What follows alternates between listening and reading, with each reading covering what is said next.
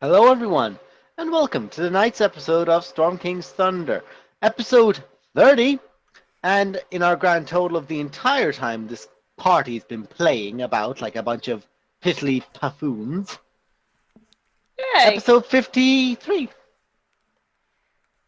So, where we last left our beloved delinquents, they were encountering a Garistro in Thunder Tree. Now, you may say, what? Slow down. So, several drow had ambushed into the city, seemingly, obviously, alerting. Sorry, I'll try that once more. My words. Wow, it's been a long day. The party's wizard had performed an alarm spell around the forge area, believing that the forge fire, the heart of the mountain, would be stolen. He had prepared it for giants and drow. Or sorry, giants and Durgar. Drow aren't either. So, the two drow mages summoned forth a Garistro, which served as a massive blockade to most of the party, and more or less nearly killed Roman, because he dimension doored within charging distance of it.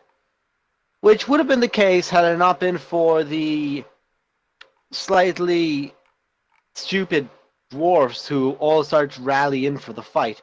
Two of them, Knights of the Mithril Shield, had barely really fought and eventually turned on the party and on the dwarves, revealing that they had been possessed by yak folk. The drow had taken an iron flask, a magical item which can hold elementals, and put the heart of the mountain into it before trying to flee.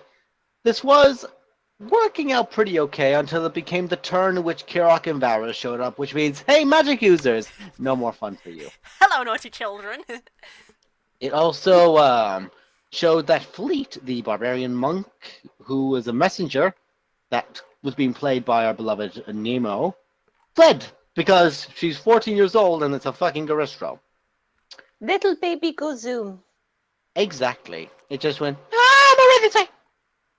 From there, we saw the return of Zero Little, who had cast Contagion on the Garistro and decided to make it have to deal with the wonderful, wonderful, wonderful effect of, hi, would you like be vulnerable to all damage? And have disadvantage on charisma saving throws? Which it did. And when you have Joseph Bugman and this lineup of mad bastard party members, things tend to die very quickly around you. And the killing blow was given to Glory, who rushed in at the end, said fuck it, action surge for 4 attacks, and it would have been a fine piece of sword work, except she kind of just chopped him up into bits. But to be fair, he wouldn't stop moving, so she had to just break off the horn as she did it. So now she has a Garistro horn. The Dragaloth, which is being used as a shock trooper, Black Dragon Whelpling, they all more or less got creamed. Joseph Bugman released from the Iron Flask, which the party and the drows that were dying were throwing it to the next one. The party kept going, grab it, grab it, grab it, grab it, grab it. And eventually managed to make their way through them all. Kirok picked it up, handed it to Joseph Bugman, who opened it and named it into the forge before activating several runes along the sides, so that, well, how do I put this politely?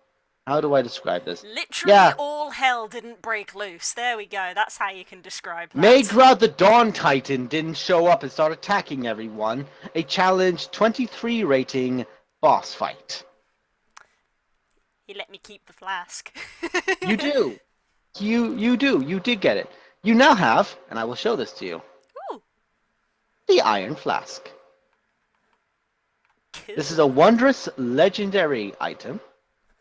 The iron bottle has a brass stopper, and you can use an action to speak a command word, targeting a creature that you can see within range of 60 feet of you.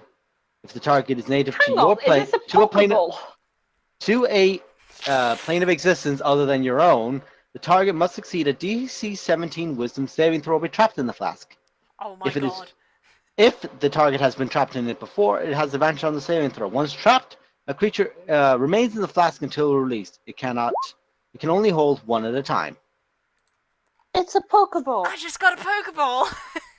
It's a Pokeball. A creature trapped within the flask does not need to breathe, eat, drink, or age. You can use your action to remove the flask stopper to release the creature it contains. It is friendly to you and your companions for 1 hour and obeys your commands for that duration. So, guess what would have happened if one of them released it? Oh shit.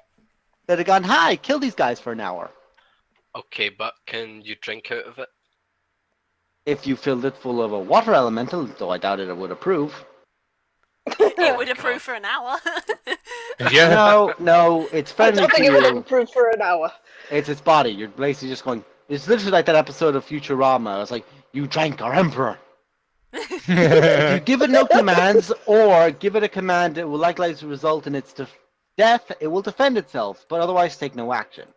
At the end of its duration, the creatures act in accordance with its normal disposition and alignment.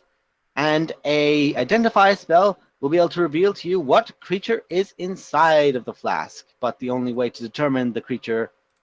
let's see. The identify spell reveals that a creature is inside of it, but the only way to determine what type is open it. And there's a lovely list of things that might be inside of it if this was a fresh bottle. Ah. Cool. Including everything from a Cambion to a Solar. Oh, Jesus, okay. I know those shining drains. Okay. Glad this one's empty. Well, it is It's now. empty. Empty is now, now. yeah. I'ma keep this. Might be good in an emergency. If you need to put it Well, in the bag of holding, we Kirok can. is basically I'd our kind of like to walking keep it on my menagerie. person, actually. She actually is a walking menagerie, as the fact she can summon a rock, a giant owl, a fluorescent, I believe you had a particular name for it, like a nighthawk or It's something? called a nighthawk, yes, even though it's not a hawk. Names. We'll call it a nighthawk, and it is a little rainbow fluorescent colored creature. They're all ring. And now you have a fucking Pokeball, so now once you catch a, once you choose to, you can just get another bird. And just keep putting it back in the flask So many afterwards. birds! Rowlet, I choose you. Guys, we need to go find a phoenix. No. Yes. No. Yes, No. immediately. No. We have to go go find steal a one kraken. immediately. How about we go steal a Kraken? How about that? Nah. Nope. Mother is saying no. We're not doing any of these things. We need to find a phoenix immediately. That would be a hilarious thing to do, is just put a fucking Kraken in the iron flask, go to the plane of fire, open the flask, and leave. Be like, bye! Bye! We'll come back in about an hour for some fucking sushi. Hey! Yeah, anyone want some calamari? Calamari! Aim it at the fucking city of brass. Hey Anyway. guys, have some calamari! It's like Damn it. literally like what Scanlan did with Yank, except it's more likely to work. Yeah. Yeah. Anyway. Right, Also, so- I'm still listening to stuff on the from another room, Tumblr. So that's fun. At this point, the forge's flames have returned to its normal intensity of heat. You're all catching your breaths, panting heavily, and there is still a commotion up the further end of the street from where you guys are. Like, say, this would be the east side, it's further up the west side. Isn't that the direction of the... Throne Yeah, I'm room? moving. Oh, we should go. I'm moving. I'm gonna run my Which way am I going? dwarf legs up to them. Didn't I actually say did. to an army? You sent people. You sent a few people to go to the king, which they did.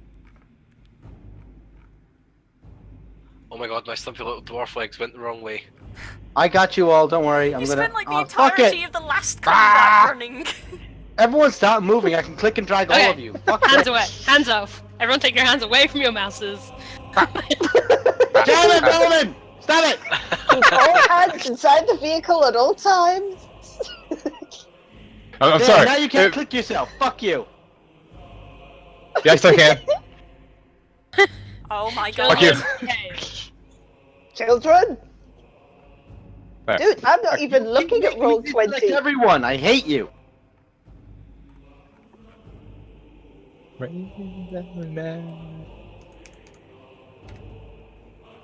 As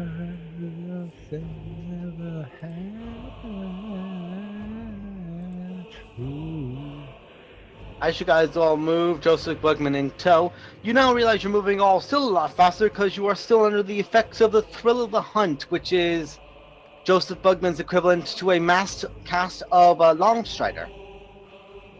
Oh, yeah, I remember. I can move 50 feet. Ah.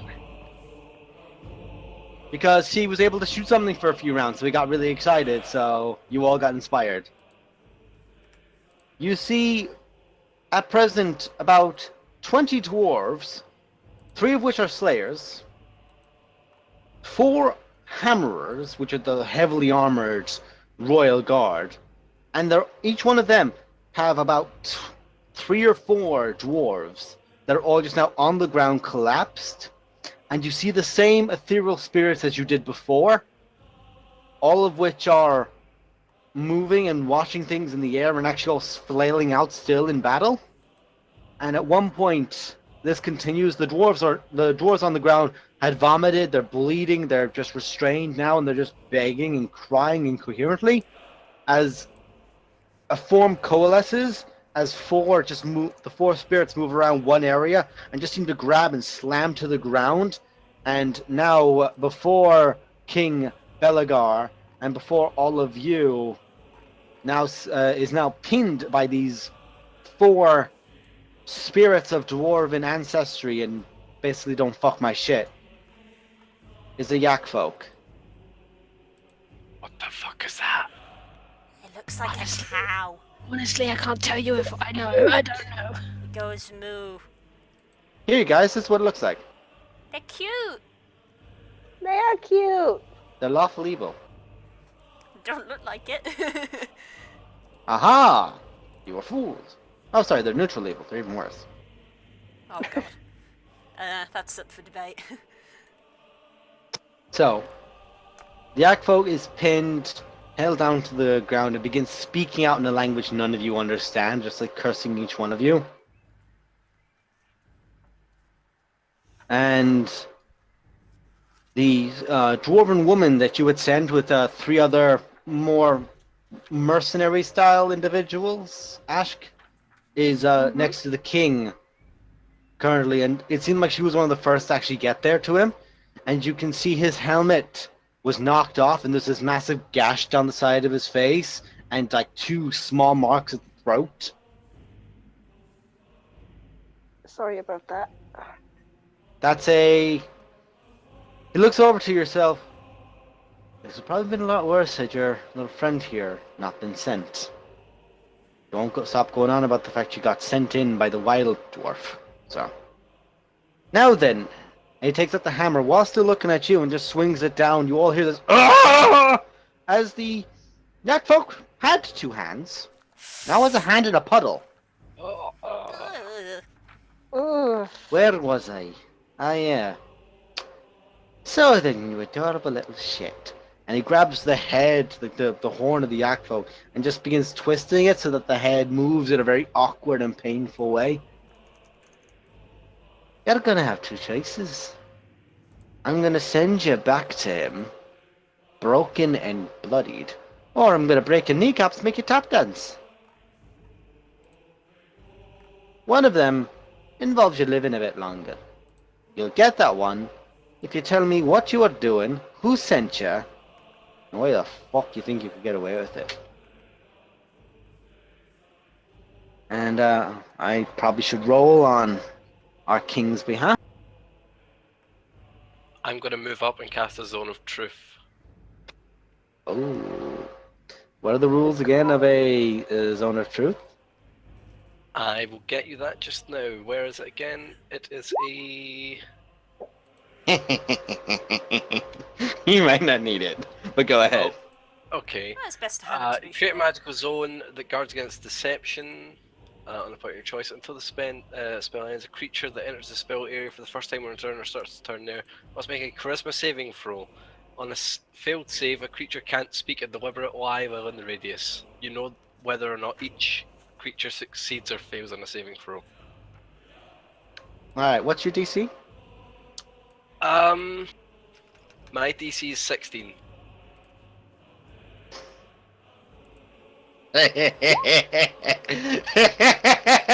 Natural one. Hey! Oh yeah. Hey! How big is it? A 15-foot radius. It's a large creature as well. So, to give you all an idea, currently you were seeing Bellegar with his helmet off, which is already a rarity. The helmet counts also as his crown, and it's currently bloodied on the ground next to him. And the face guard across it, one of the actual hinges from, say, nose to cheek was broken, and that's where the scar mostly came from. And looking at his face, his hair is braided back. It's just very tightly bound to the back of his head and goes down about an inch or so. And the beard is still thick and long and majestic, now splattered with his own blood. Partially a few bits of the Yak folk as well. Yak folkman.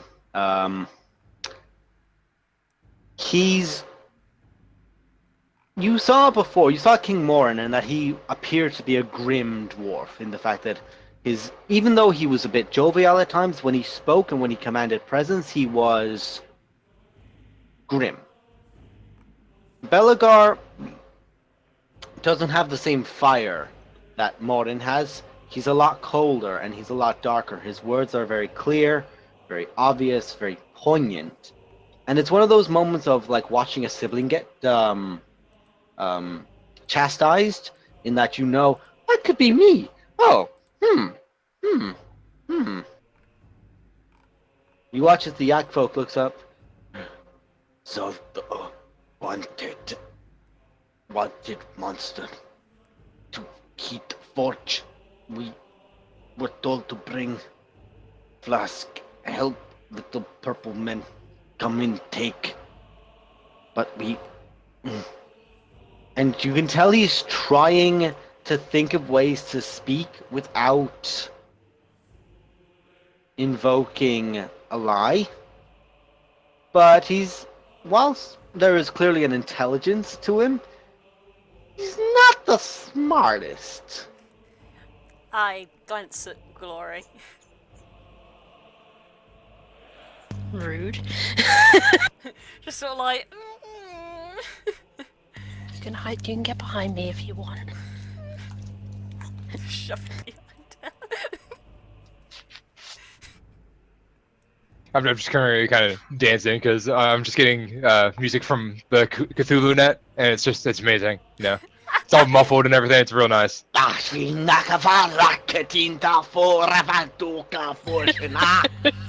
yes, melodic. Because I'm insane. That's why I'm just dancing in the middle of intimidation. Just Feel What's going on? From the other room. Can Queen. I quickly make a perception check just to make sure he doesn't have any friends around? Sure. Just to make sure, because Glory's pretty paranoid. You could ask him. He's in his own truth. Yeah. Glory. This is Glory. Glory is like 90% paranoid. I think she has to make an insight or perception check whenever Zonto's name is named. It's like getting a shiver up your spine, like say when Yeah. Mufasa gets mentioned. It's just like, Yep. you don't see any. You don't see any shades, spirits, any kind of possessed form. Okay, cool. Very true as well. So, we were told to kill Bearded King, or take place Bearded King, possess, control, free our people from Salto. Karakaya wanted. At this point, he's just twisted the head further, and it's at the point of snapping the neck. He's just holding him there, as the Yak folk is pinned down, now between the dwarves and everything around it. Where did you come from? Village very, very far northeast from here. Many day travel. Near the dark mountain. Cold mountain for a long time till Fire Giant returned. Well, I don't think we need anything else off of you. And he just pauses for a moment and laughs. Yak fuck. Yakarai, as your race calls yourself. The lucky chosen. Aren't you fucking lucky? And he just spins the neck. And just on the ground. You died quickly.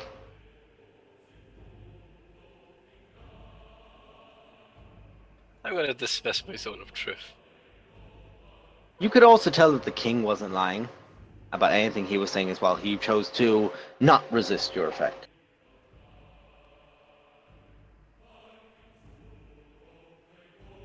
King picks back up his crown, passes it back onto his head properly. Alright. Did they manage to get it? And he's looking out to any of you for a response. Oh, the flask. Yes, we did get it. Yeah. And Don Titan, I believe, is the name of his thing. He's back in the forge. The heart of the mountain. Yes, Heart of the Mountain. Megara. It's an old creature. When the orcs took this mountain twice, they tried to tame it and use it as a weapon to throw out into the world. Needless to say, didn't bloody work. And as you look, you now realize a lot of the main walkways and hallways of Gontal Grim are a black stone. Like, it's not polished marble, but black stone. This was once a great and glistening hall. Megara was only freed for a few moments, and it could do this to our kingdom. So needless to say, you are thanked today by King and by entire hold of Gontal Grim for keeping that beast back where it belongs. Because it cannot be killed, so the best thing we got is just gonna try to hold it. I'm actually gonna walk over to the wall and see if I can start picking off some of the black bits of it. Just, As you try to scrape, you realize very quickly that if you keep trying to put that much effort in, your nail's gonna come off. So you just go, no, I'm good. Yeah, okay. Yeah, no, that ain't coming off, yeah. But now you do have a bit of black all across your nail. Oh, I might have to do this more. It actually looks nice. He starts doing his I just nails. start going to the other fingers. Starts There doing we his go. nails. Yeah. Start getting nail the goth. polish. Yeah, Fine getting the- fucking- Roman salon. The fucking gnomish Taliesin Jaffe here, ladies and gentlemen. Fucking mohawk and all, and definitely does Yes. worship Cthulhu. Yes. Fine canon now, he Roman canon his nail black nails. salon. Oh yeah, that looks pretty. It's canon. All right. All right. So where were we? Just kind of looking back now. Just right. Where were we? You look back around, Bugman is sort of in his own flask a little bit, just lifted it up before putting it back down. And he does have a small keg that just hangs to his side and he just puts the stopper back on. And when he popped it off, it is just a sweet smell of rose. It's kind of like rose or sweet flower kind of smell to it. Minus the hay fever, which I really got in Oxford over the weekend.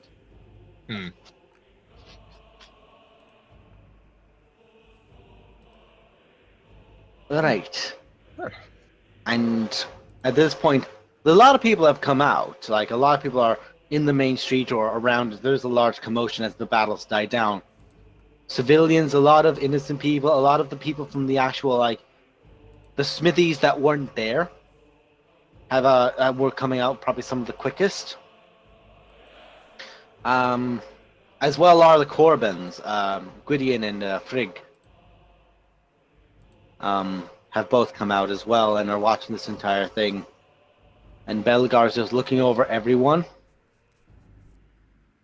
and ushers back over the female dwarf, the one that you sent, Ashk, to himself and begins whispering to her in a hushed tone. Oh, Got it. I think I can read lips. Check that. Oh shit! Observant feat. I'm pretty sure I've got observant. Where is it? You haven't been around for a while. We haven't needed to check this. Yep. Fuck, where would I put it? Is it on your second page? Oh my god. Let me help you look.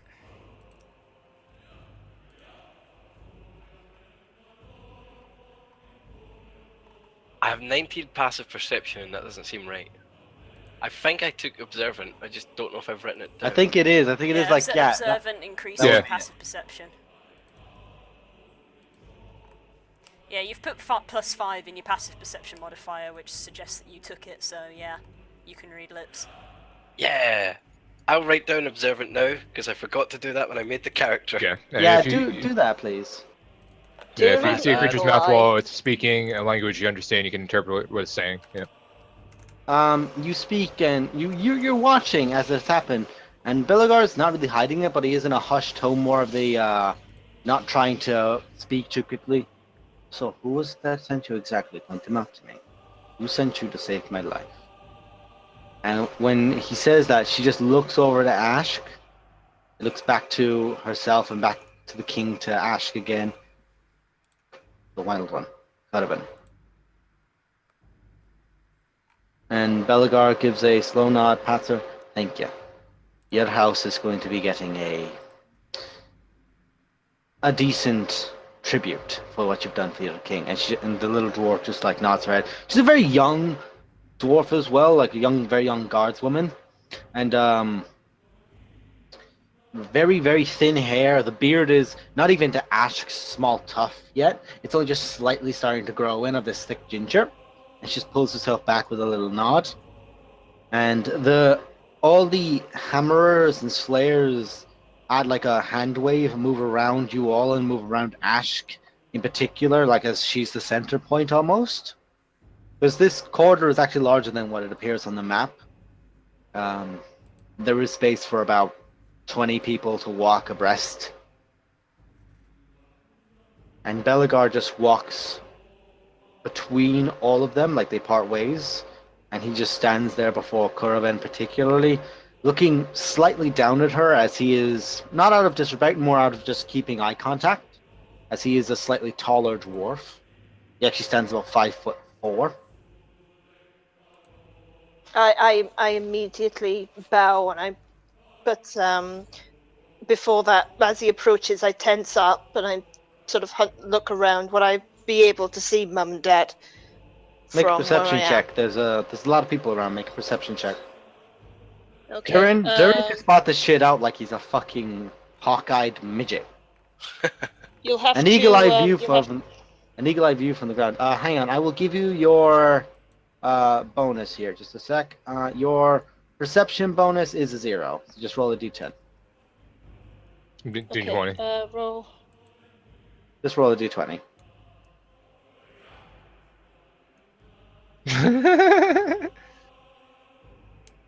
At this Yeah. moment, Oh dear. at this That's not moment, happening. at this moment, you don't see them. There's too many people around, and all the slayers and hammerers and like the long-bearded veteran dwarves are all just like around you now, so you're kind of blocked in. For a little bit, you're blocked in, as Bellegar is only about 5 feet from you as you bow down, Mm-hmm. and he touches the hammer against the ground, and the pavement you're kneeling on, and the pavement he's standing on, both raise about 10 feet up into the air. The stonework and everything just rises up underneath you. Oh God. So now you can see Mom and Dad. And pretty much everything else. Oh God. Yeah, and Basically just take turn a around closer. and just, okay. Got my nails done, turn around. Because I'm a dwarf and I'm right next to the pillar, I can't see up, so I'm gonna run back. Yeah, you're doing that perception. You're doing the angle thing so you can see up. Yeah, You got my shoulders. I'm running back to get a view. But yeah, I'll go on Glory's shoulders. Bugman just goes, fuck it. Takes out a different flask, drinks it, and he's now tall enough because he just like grows like 6 inches, 7 inches, and just looks up. just flutter slightly. My God, has he been talking to Lewis Carroll? I understood You their get reference. you I get understood that 250,000 Nemo points. Congratulations.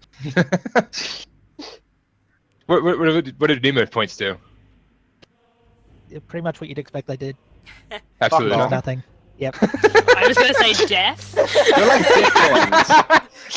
Is it like a stamp card for the afterlife? It's like a coin. The only difference is he just throws them at you. So now he's got to throw all of them at you. So you may die. Every 10 Oh, points to lovely. receive a free latte.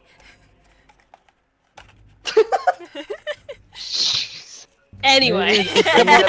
Bringing it back I will in. say it's somewhat related Bringing to the it old back cookie in. reward program. Bring it back in. Right. His hammer's head is on the ground, and he just like holds his hand over the top, what would be normally the bottom of the hilt.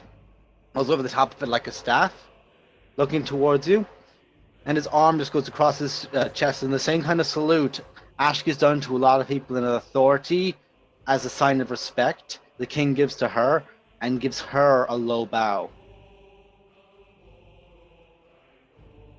And then at that point, everyone else in Gauntled Grim, every dwarf, even Durin, you realize the custom is this is a rite of you've done good by a king, which is a very difficult thing to do by dwarven standard. Yeah, I hop off of Gory's shoulders and kneel. Everyone else kneels and bows All with the shoulder across. All the dwarves do. And anyone who looks back over does see Mom and Dad Corbin are getting a little teary-eyed.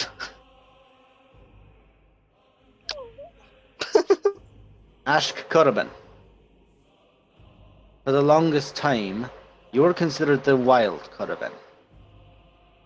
The gods of nature are not exactly those that are accustomed to the dwarves.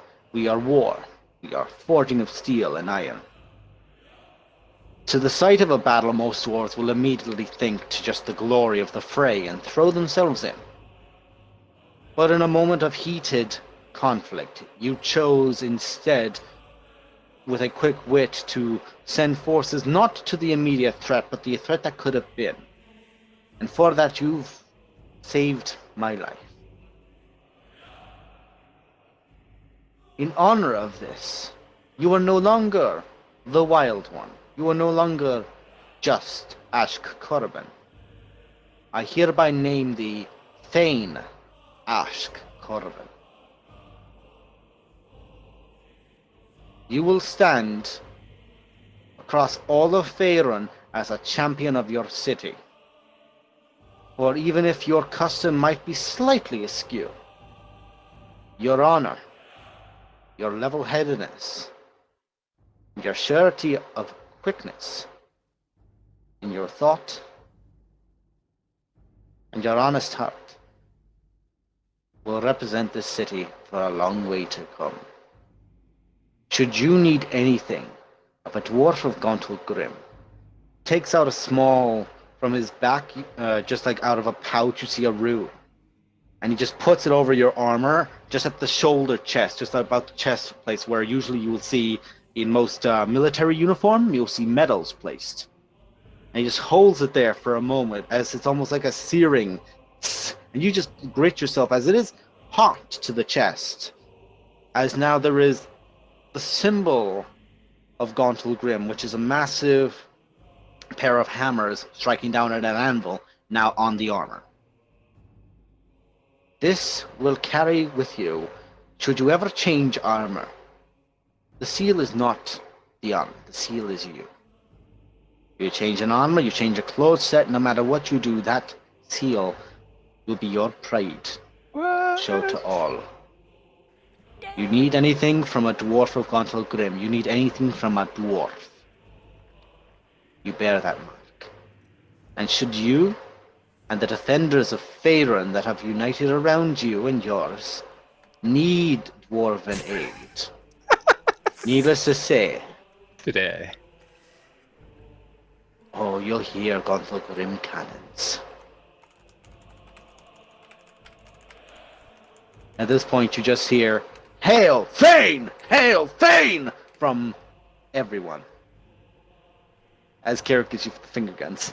All three of us were doing it. All three of us were there going, hey!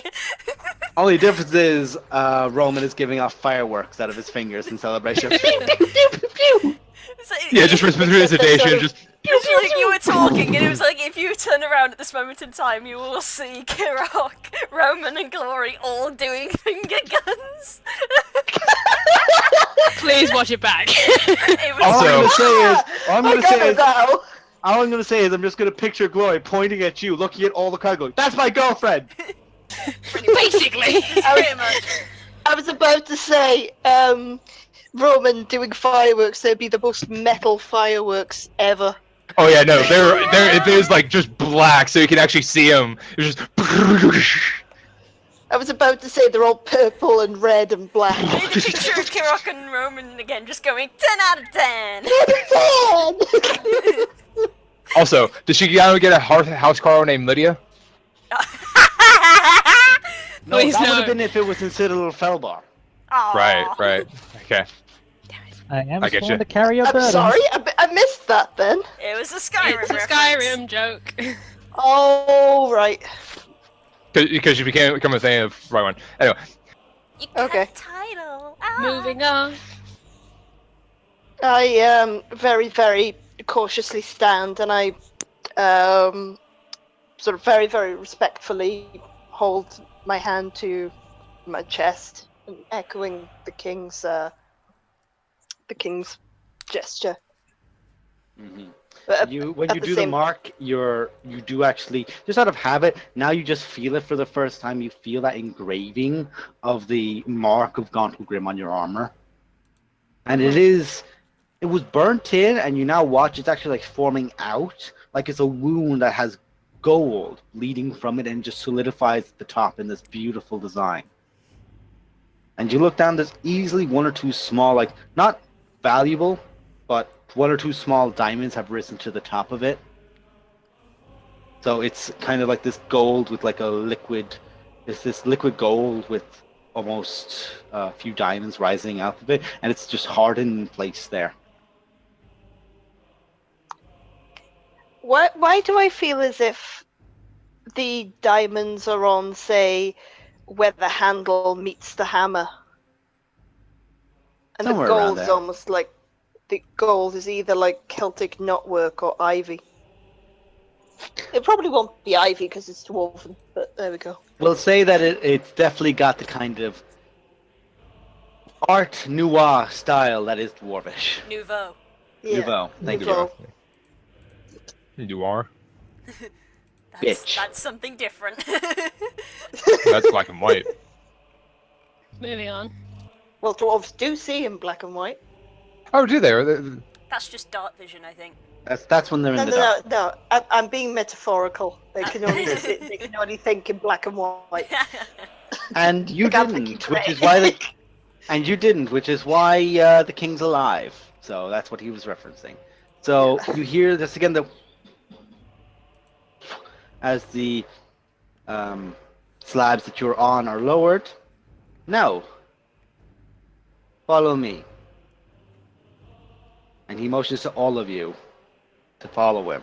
At this point, there is just a lot of clapping and whistles and whooping from the crowd, and just delight and excitement as he just motions you to follow him. He's royal guard following him as he takes you back towards the throne room. For one of the fireworks, it's gonna basically just be a picture of Turk's face in red, just covered and then surrounded by sparks of purple and green. Yeah. Yeah. Thank you. Is there like braziers of flame on the way that we're going? Hmm? Is there like flaming braziers, like torches and shit Yeah. on the way? Yeah. I'm gonna use thaumaturgy so that every time that Ashk and the king walk by, the flames brighten. Yeah, not difficult to do. You Cool. every time you have it ready and you set it up every time. As It's a nice little touch. as Ashka walks through, I just try and see mum and dad on the corner and just sort You of, do. You do see mom and and I dad. just shoot them slightly, slightly confused, but very, very happy. Sort of glance, just sort of going, "I did it." Very much so a face of surprise. It's the fact that it hasn't really set in for yourself yet. You're like, I No. did something. Yeah. I did a good thing. Yeah. Question mark? Question mark. So you guys will But, follow him back to the throne room. And as you enter the throne room, the doors behind you close. And as he's walking, he taps the hammer once, twice, 3, 4 times as he's walking. And the throne itself moves. And it moves backwards, revealing a tunnel. Please not the Underdark again. Considering you're Look. several hundred feet, well, 100 feet at least, up. Okay, so I have to do something really quick. I believe this be the treasure room of the king.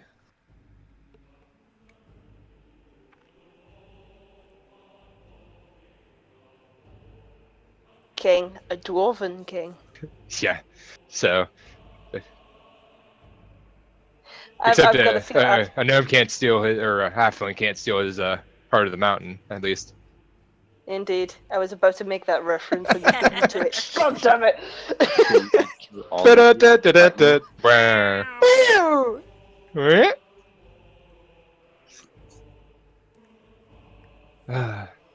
We make way too many references, I think. Or not We're enough. nerds. It's allowed. No.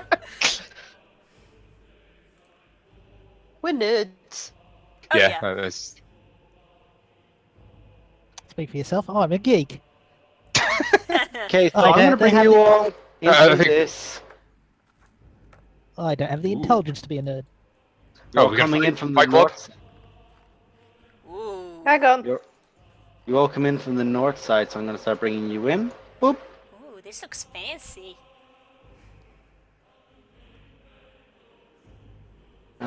Ash, I'll move you in. I'll move in. Varus, I moved in. Glory, I'll move in. Kirok. Durin. There we go. So, as you guys enter down, it is just this beautifully. It is dark stonework in regards to the coloring, but it is very beautifully designed. It is just this overlayering effect of like this almost continuous. It is like a stairwell in regards to all the designs along the wall of just this, not circular but square, just constantly moving up and up and up and more. Again, almost endless. And there is whistling as you come across a point, and you feel like you must be walking from one peak to another as the wind is just whistling and you feel chilled. Kirok, you must feel like a home again up in the high points of a mountain. Ah, lovely.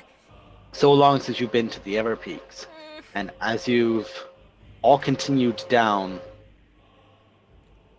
King Belagar leading the way, I bring the newest Thane. As he speaks, he's speaking and walking. Very, not nervous, but not really, you can't really tell with him. He just seems to be in this weird haze. Now, almost all of the dwarves stayed up front. There are 2 slayers and 2 hammerers with him. And these are greybeards in the fact that they are dwarves that have clearly outlived whatever time they should have died. And the dwarves, the slayers themselves, you've gotten the idea that a slayer that is old is either a very good slayer or a very bad slayer. Seeing that he's with the king probably means he's a good one. You guys enter in, and it is just a dark room, hollow room, and you just hear the sound of water. And as you enter in, torches, 4 from behind you along the walls, 2 on the left, 2 on the right, 2 on the bottom of the stairwells that lead down, and 4 on the back lining wall. all just shadow a large figure standing, lying in this large mound of a thing in the middle of the waterway. My lord, I come now with people who deserve your boon. I come now with the newest Thane, who I would ask you to not test. She's earned her place. I would ask you to kindly reveal yourself. And the form moves.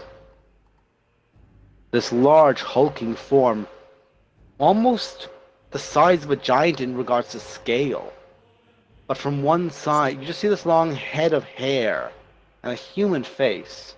From one side, a wing. Beautiful, feathered, and long. And another. Two long, heavy paws at the front. Two long, strong legs at the back. Sphinx. Holy shit! With these immaculate blue eyes, stares across towards all of you. You who enter my home have earned a request to be untested in my lair. A curious thing for any who come to Gauntle Grim.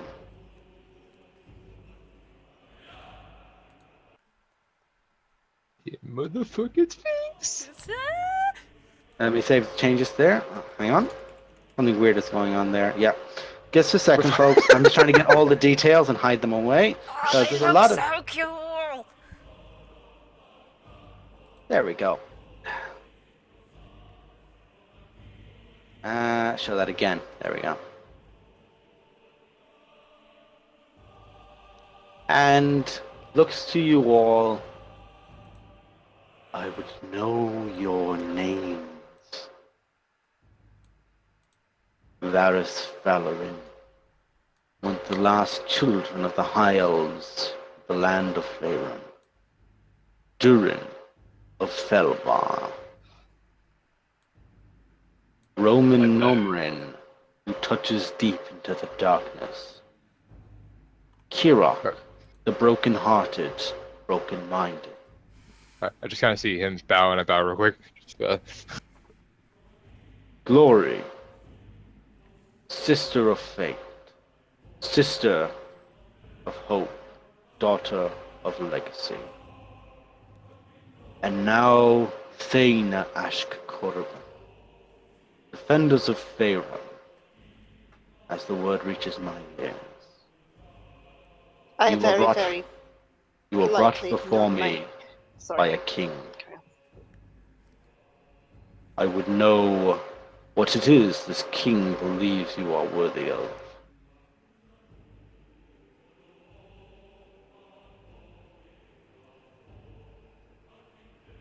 And at this point, King, my lord, hear me. We are coming today.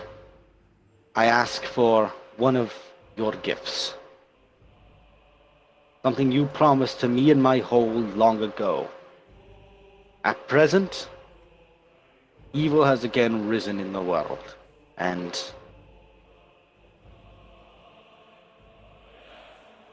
he's beginning to speak, and he's struggling for a moment, and you're starting to realize it yourselves that you can't, like when you're trying to speak or when you're trying to speak up, anything that might even be a half lie, you can't physically force from your mouth. You can only speak truth in this moment.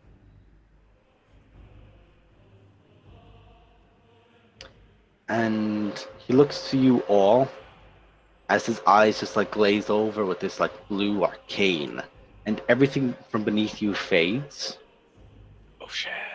and you begin floating. Oh dang! And he begins floating as well. The water disappears from beneath him. And with your own minds, you can find yourselves moving from point to point. And he just flies for a moment into a distance. reaches into a large chest that when he opens, it emits a great light from inside of it. And with his mind, you see him lift up something small.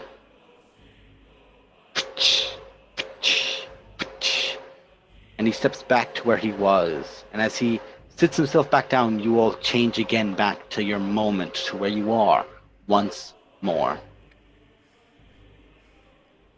You ask much, King Ironhammer. Your kin lost my realm, this lair, to orcs twice. And now you ask for this boon, untested, save for their duty in protecting your realm. You ask much, I would speak to you, and looks to all of you. What makes you think you are worth? And he's pretty much waiting for the first to speak of all of you.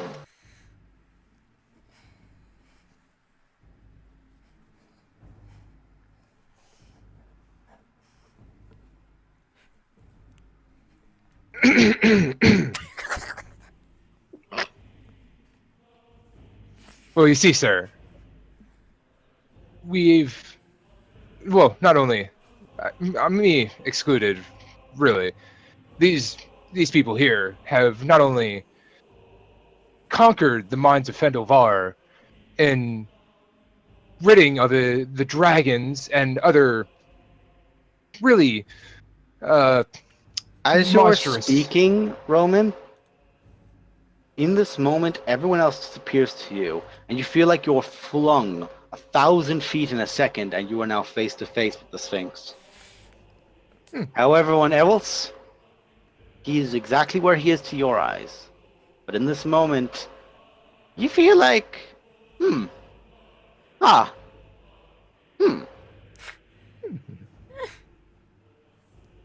So, yes, they've not only conquered the mines of Fendelvar, where many have thus failed, they've defended the town of Tribor when the giants attacked. they fail. Yes, that is true. However, many lives could have been lost that were not. That is true. And they slew a demon that had been harassing them and harassing the town. This is true. And Roman, as you were speaking, and as you're beginning to speak for the events that happen in every village and town, and as you pass through all the way, he begins as if he's correcting you, almost, of things that you forgot and points that you missed. You speak of many great deeds, but I'll ask again, what makes you think you are worthy? What makes us worthy? Well, Not them.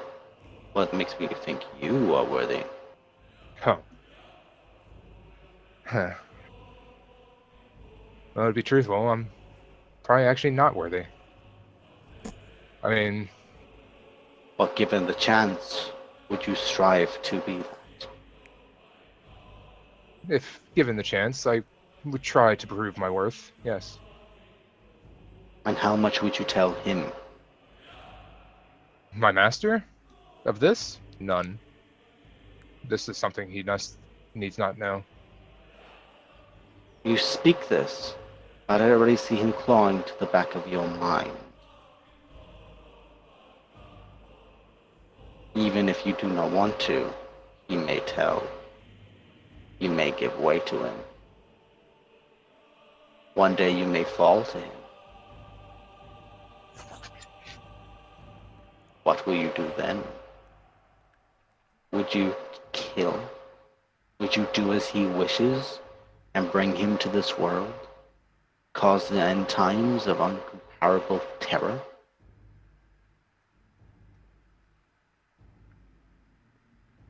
Well, Would truthful, you fight?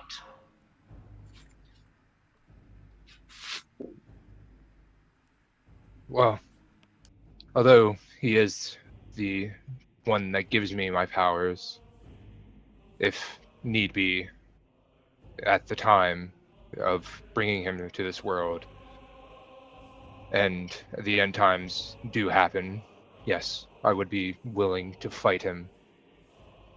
You would defy him. I would defy him. Till my powers are worthless and unusable, I would defy him. At this point, everyone else, you're not hearing the Androsphinx. You're hearing only Roman's side of the conversation. So you're hearing he will defy, he will stand up, he will resist. For one so small, you hold much heart. Your will is strong. Call upon it in a day to come. For you may be worthy. And at that point, you back to where you were, looking around to everyone as if you had just fallen asleep and were mumbling almost. In the fact that it was just a zone out moment of, that just happened. And the Android Sphinx begins looking around to the other five. We'll say Varys is excluded for the moment. So the other four. Is it expecting us to speak? Is it looking in the same expectant way? It's looking to the others of you, waiting for one of you to speak up. Okay. I don't know what you deem worthy, but I live only to serve Rona and to preserve life. As you speak, you were brought face to face with the Android Sphinx again.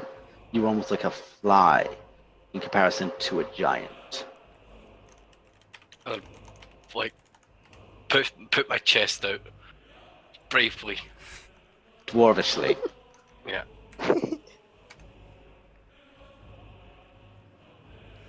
And as you're speaking, you feel two gentle hands at the back of your head, the back of your shoulders, and back of your head, wreathed in warm heat and fire.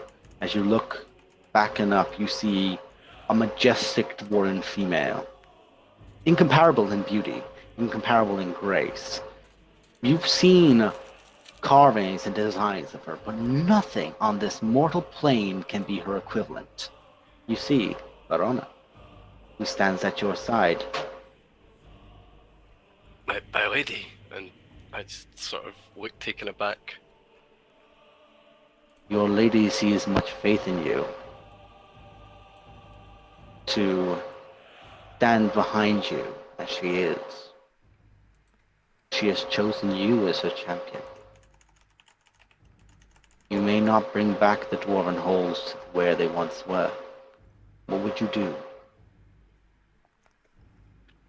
If you knew at this moment you may not succeed your task, what do you intend to do? Try anyway. You will try. You may die. You may become the new White Dwarf, the new hero of this race and time. We will see if you are as your goddess deems and are worthy, and you are brought back into place. As it now looks between Glory, Hira, and Ash. Based on the conversation me and Kells are having, I think Pirak and Glory are both looking at Ash. Okay. Fair enough. You just kind of get behind me, just pushing me forward. As you I two are wish I kind could of, deny that. as you guys are essentially scared, sheepishly doing that to Ash, Kirok, as you do it, you like look over and make eye contact with the Sphinx, and Oh damn. you're brought to his face. I was not prepared for this. Sorry. He looks to you. Broken child, broken mother. You've endured more pain than is ever to be wrought, even in my foulest of curses that I could give to someone. But you still strive. Even in the pains of your madness, you still strive. Why?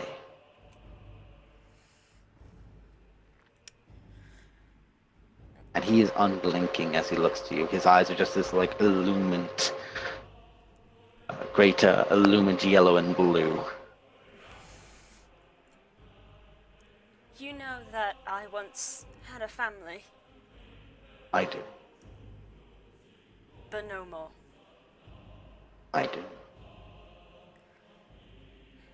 And for a while, I did wonder why. Because there was nothing. Nothing to come from, nothing to go to, just nothing. And then I met something, or someone, and she seemed concerned for me for no other reason. And But- that she cared. Yeah, You were a feather upon the wind, and drifting. suddenly I had something to care about. And over time, there were more, and I have a family again. Once you had none. But now, like a nest for yourself, you have built up anew. But the same rocks may be hurled again. Your nest may come crumbling down. In that darkness, and in that moment as he's speaking, you do see this ominous figure of a woman behind him, like this great dark shadow with these red eyes, dark black eyes gleaming towards you. I instinctively try to back away. You can't. What would you do? Would you fight? Would you defend your nest? Or would you let history repeat itself?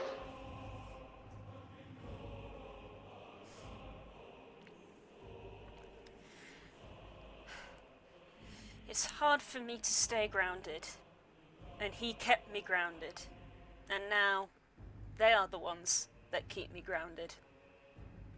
And I cannot fly away from what keeps me grounded. The figure disappears from behind him and he closes his eyes and begins muttering. And you are aware he's currently casting a spell. Okay. Not on you, don't worry. And he focuses.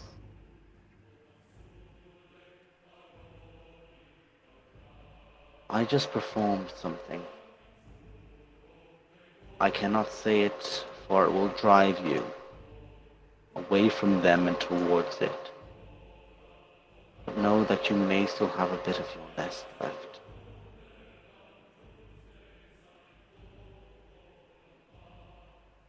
Stay with what you have now and build upon what you had before stronger again. There may be many things to help keep you. In this, I see that there is potential in you. See that you may one day, where they were flung back. And Glory, you look to her immediately as she reels back. Looks to you. There is a tear. And you were brought before him. You carry a line of blood. Of conquerors. Of killers. Those who were grand, those who could kill, those who would kill. But then there came the one before you. And now there is a great legacy, in both meaning and person, that you follow. What if you were never to become their equal? What if you were to fail them? What if you were to lose faith and hope? Would you do, Glory? Glory like tries a few times to say things that just don't happen because they would be lies. Uh, I would defend the family I have left. What of the family you already have? Of father and other kin? What would you do with them? If If they were to harm the world, what if your own family were to harm the world? What would you do then? Do you prize your family above all?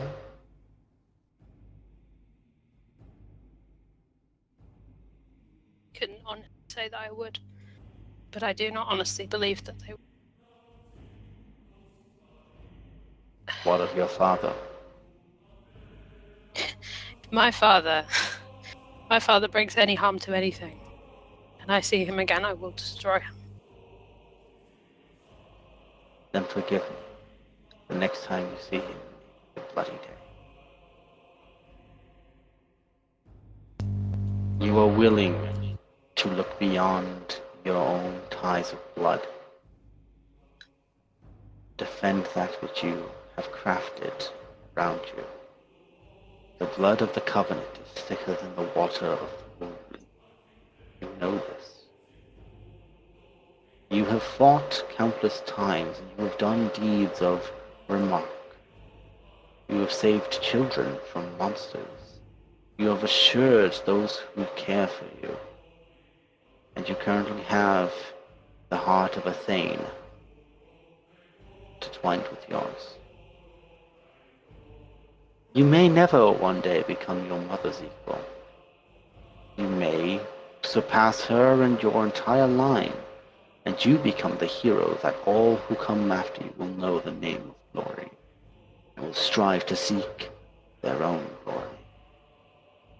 This may one day be worthy, and you were thrown back into place. And he looks finally over to Ashk Corbin.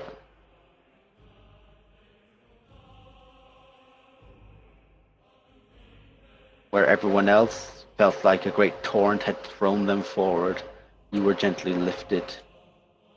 And you are, to everyone else, she is the now physical side of what you experience mentally. She's actually lifted from her feet and brought very close towards the Androsphinx. Is now essentially on the other side of the water to him, floating high about 15 feet in the air to match his eye line.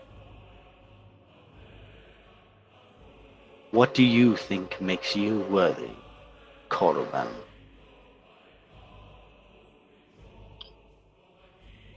My lord, forgive me, but by my words alone, I do not see myself as worthy. But from my experience, there is a greater purpose to which I feel that my worth is more drawn to.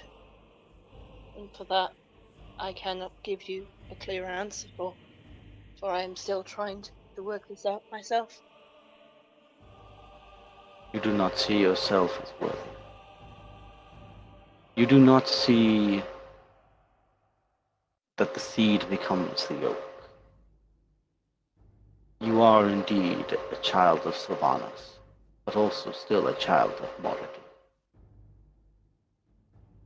And at this point, you feel vines wrapping up along one side of you until the soft but large hand touches to one side of you, and a figure that looks more like a satyr in regards to size, with long antlers and a human face with a great mane of hair down the back, floats next to you, and onto the other side, like a heavy iron sheet slammed against your shoulder, you feel Moradin's hand, a grim and dark but protective force to the other side. You are unique. The dwarves called you the Wild One, for you defy the normals, as did your sister, chose gods of nature, as well as gods of iron, steel, and earth fire. I am curious to see where your path will entail, for it is very difficult to be one and both. But you have so far treaded that line carefully. You have survived the greed of dwarves, pulled yourself from the rubble of your life before, and you have stepped forward and strode forward and leapt great heights forward. do believe one day, worthy. And you will just lower down in front of him. And you stand there, shield, hammer, and just in this moment shocked as you see a paw reach across the river. And as it does, you see a very large belt and a massive pair of gauntlets in his paw that are just left to your feet. And he puts his finger towards Golaitori. The paw, the nail just tips it. And down the side you see the vines roll down it, and it just begins to encase around the hammer itself. And as it does this, the natural, the light and divine energy that had been infused to it long ago with the arcane energy of the Backbreaker and the Dawnbringer fused together, and it is like a cold, bright steel. As in your hand, you just grip it. And without even thinking, you think. You don't even comprehend that you are doing it. It's second nature. A dark, cold, but beautiful light just emits from it. As now at your feet, you find yourself the now proud owner of a pair of gauntlets that match a belt. The gauntlets are beautifully dwarven crafted, and the belt is like heavy, old-styled metal. You look to the belt, and the belt has a massive dwarven face to the front, and the actual gauntlets look to match the designs. You lift the belt and put it on, and you put the gauntlets on. You feel yourself become almost... You've never felt this strength. Never once in your life to feel this power. As you are now the wielder of the gauntlets of stone's strength and a belt of dwarven kind, which are both the same attunement due to the gift. And Golaitori is now considered, for all intents and purposes, did I get to it? A Frostbrand Maul. Ooh. When you hit with Golaitori, now you will deal an additional 1d6 cold damage. And whilst you are holding the sword, you have resistance to all fire damage. In freezing temperatures, the blade sheds a bright light of 10-foot radius, and then a dim light for an additional 20. When you draw this weapon, you extinguish all you can, if you choose, extinguish all non-magical flames within 30 feet of you, but this property can only be used once an hour. The gauntlets are considered to be the equivalent of a belt of stone giant strength. But to match is also a belt of dwarven kind. These both use the same attunement. Whilst attuned, your strength becomes 23, whilst attuned to the belt and gloves. And your constitution will increase by 2 to a maximum of 20. You will have persuasion checks. All persuasion checks are made with advantage against dwarves. Additionally, you have a chance of growing a beard every morning. You have advantage, if you didn't already, you now have advantage on poisons. Your dark vision stays the same, as does your dwarf speak. So, you essentially would have gotten the same effects that you do as a dwarf anyway, but now your constitution increases by 2, and your strength increases by up to 23. So, your constitution is now a flat 20, because you do not go higher, and your strength is now 23. Holy shit. Okay. Okay, you're gonna have to write those things in my sheet because I'm not gonna remember. Fucking hench. The buffest dwarf ever made. I think the I buff polite- title has been passed on to someone else, Glory. She was always stronger than me. It You was- just didn't know. No. The buffling will stay the buffling. She's my buffling. Aww. But I very, very. Tiny buff girlfriend. You definitely very, put the power very- in power couple. Oh hell, we already had that. Thank you.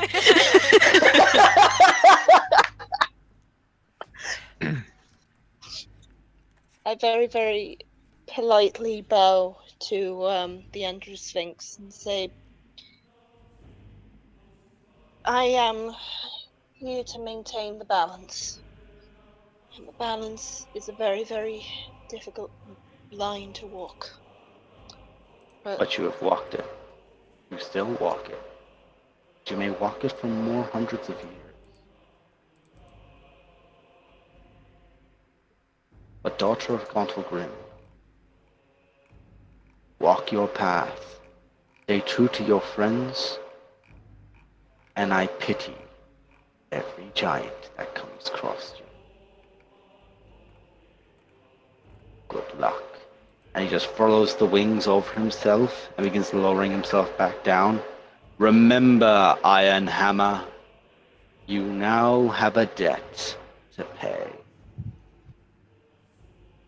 As you hastily go, right, I'm just going to, and you just move right back up the stairs, back up to the guys with the gauntlets on and everything, and just, Yep, definitely not worthy of them. I'm definitely not needing that. Yep. Oh. All of us like a little bit shaken. Like, what the fuck? Velcro. I just Right, grab out one of my congratulations. rations. You've all just met him. Right, we're going now. This is his cue to get out before he changes into the plane of water and drowns us all, so let's go. Yeah, I don't want to Okay. drown. Okay. So you all begin just going, I'm a leave now. And whoop. How ironic. A plane of water underneath a perfect forge. Mm. Yeah, I know, That right? can turn into a volcano. Indeed. They'll The bring balance. yourselves. The balance is equal.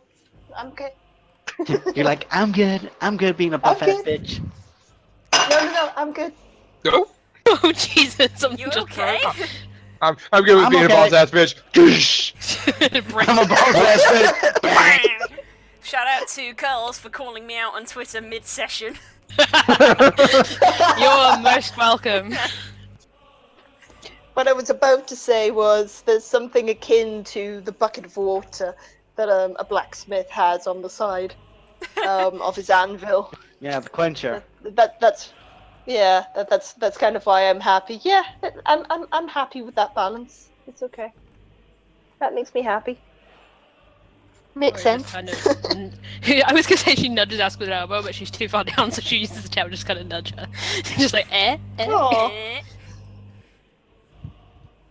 I sort of reach up and just stroke the side of her hand and take it and grip it tight. Yeah. Okay. On the plus side, those are two gauntlets of ogre strength that are no longer being used by Ash. Indeed. Do you want 'em? Oh god. Do you want 'em? Oh Jesus! There will have to be a decision made there at some point. I'm sorry, what? What's going on? At this point, you guys are moving back. It takes you about an hour or two to move back into position, back up the throne room. And Belgar brings you back to the throne room. As you guys are going, wait, what? Do you want this? Do you want this? Do you want this? And he just begins chuckling to himself, bloody adventurers. And as you guys step back up, the throne moves back into place.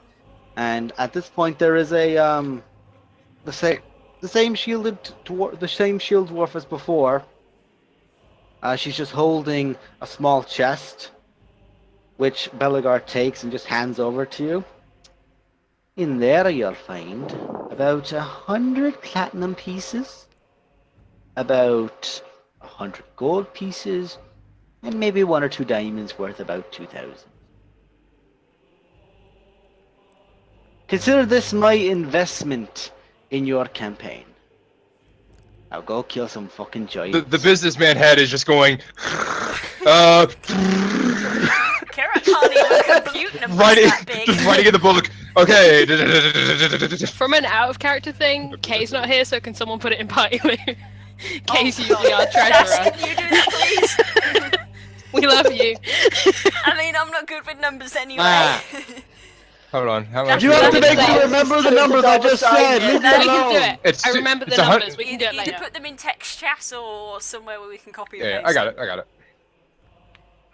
Yeah, Roman you do signs, it. dollar signs. I Yeah. do need some diamonds to cast Revenge by Room. Yes. Got it. Durin as well. Are you fully attuned? Because I think you could do with some gauntlets. I'm not fully attuned. No, I've got one attunement item, I believe. I don't think the Yeah, the figurine- Sentinel Shield. I don't think figurine is an attunement item, is it? No, It's they are not. not. Then I've got one. Then maybe No. Duran should have it. And that would, if you choose to, Durin, that would increase your strength to 19 with the gauntlets of Ogre Strength. Or Ogre Power. You mean I'd be a monster? You'd be a monster! You have the same As- strength as me. Hell yeah. As I Oh, essentially they give won't my... affect you then, Glory. Yeah, as I essentially give my equivalent to the Titanstone Knuckles to Ashk. Which is Right, something so- that a certain old man did not have in his list of Oh, items. oh, was it 1,000 platinum and gold? Well, 100 100 platinum, 100 100 gold. 100 platinum, 100 gold. Okay. 2 diamonds worth 2,000. Okay. So Ashk, you now have the ownership of the belt and gloves of the Stonekin. Can you be a very nice DM? It's already in there. It's already Thank in your you. featured stuffs. Thank you. Also, guys, I got that as in you there. are also moving back, I presume Durin has gotten the gauntlets, put them on, and went sweet. yeah, pretty Yeah. Oh, if there's a time for to I've attune also- stuff, I would like to attune I've- my sword. I've also just remembered. Oh yeah, essentially the walk back and forth takes about an hour, so I'd say it's just such a casual walk. You can attune to stuff. I've also just remembered that I've got Divine Strike, which is like an extra D8 radiant damage, so it's now more worth it to smack things with my mace with this. Yeah. Gauntlets. I know, right? Get in there. There was some nice gauntlets. You're going to appreciate them. They're a bit sweaty. Yeah. Yeah, it's just everybody's just so nervous. They're already got sweat in them. It's like, oh god. Everyone- Prestidigitation. Yeah, someone just looks at Roman halfway through this, wonder where the smell is coming from. There's like marks on the armpit that go down to his rib cage. Oh, Ah. So, next time, we happen to meet a Sphinx or something, give me a heads up, possibly. Like, oh god. No, we were gonna see. Delagar looks at you and goes, "Nah, fuck that. That was hilarious." Okay. Thanks for I that. think Yeah, it's just like I think the precipitation, just intention of us- constantly, just. Yep. I think the intention of a sphinx is never to let on that he's about to see you. Also, you have no idea he exists. Oh, of Indeed. course. That's why you don't know his name. Yeah. Just know it's a Sphinx.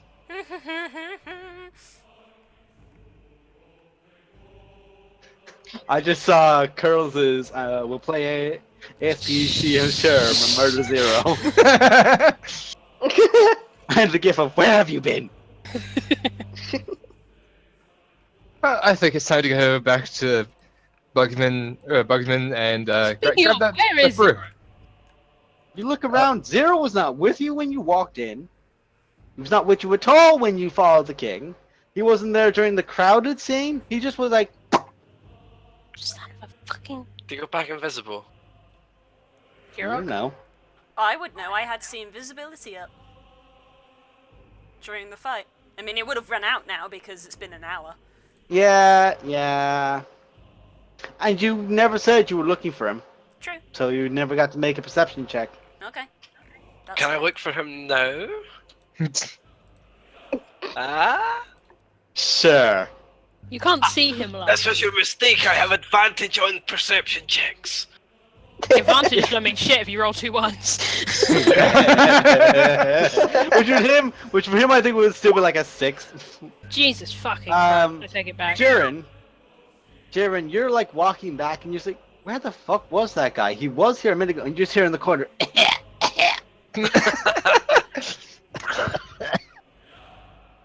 It's basically just like a stone like statue. Just there you are. I look over in the direction I heard the cough, and I It's just raise my just somewhat in a corner, and it's sort of behind a statue. I just sort of look over there and raise my eyebrow, knowingly. Now you realize terribly how bad he was trying to hide, as he was basically looking between the legs of the statue, but his ass was hanging all the way out. So it was Oh god. it's like the kid that believes that you can't see them when they're hiding behind the curtain, even though the legs are It's so like I rolled a visible. 19. No, now you're rolling like shit because you're kind of just sort of hiding. I hadn't rolled anything. Tough shit. Get hit. You didn't declare one. I cast light on the statue. 0. You've been in the dark for about 2 hours. The light just hits you, and it is fuck. Yeah, as soon as I'm spotted, I'm not gonna do anything about it. I'm just gonna stand there looking at them. I just stand and look at him. I don't even say anything. Do I see him? I think we The all light, I see think, him kind at of this points it point. out. You've essentially just seen your dwarven fucking hawk just turn around and go. I would like to walk up to 0, please. Time to do some murdering. Oh boy, here I go murdering again. We'll walk directly up to 0 until Yeah. I'm like 2 inches away from him. Just shake my hand and give him a huge hug. Aw. No. Oh, 0. There was I- this I'm just- moment. 0. There was this moment of my life. This is it. Oh well, I helped kill a Garistro. That's something. I had a Oh good god, I one. forgot how huge she is. I forgot how Yep. big this woman was. She could probably snap my neck. Oh, that's a hug.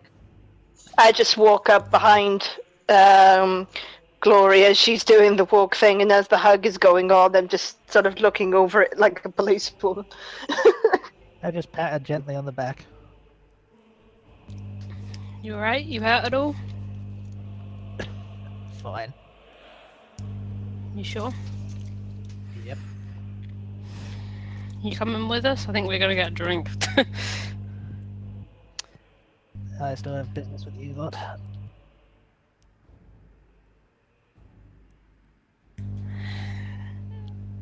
I was worried about you. At least let us know where you were going. Told you I'd meet you up here. Didn't expect you to move through so quickly. Yeah, well, we find a way. Come on. And cheer up, you lot. You're a pack of lunatics, but you're my pack of lunatics. You're not going to rid of me that easy. Glory I gives him mean, another hug. when we have the second best, what's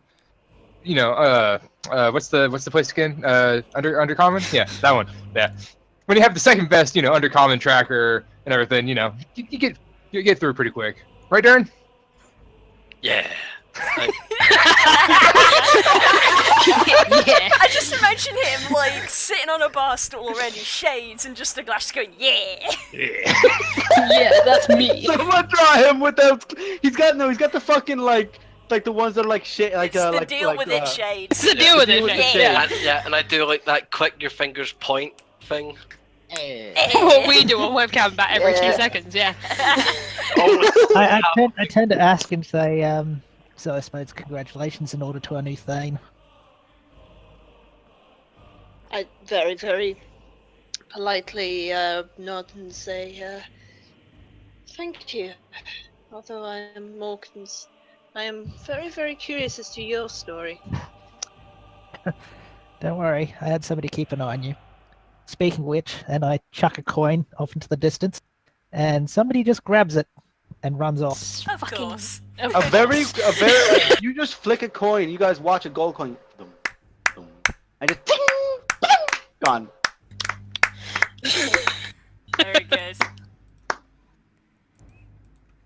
Oh yeah, I may have gotten her drunk, but besides the point. And Varys looks to you, is like, I nearly lost the race to her. You fuck.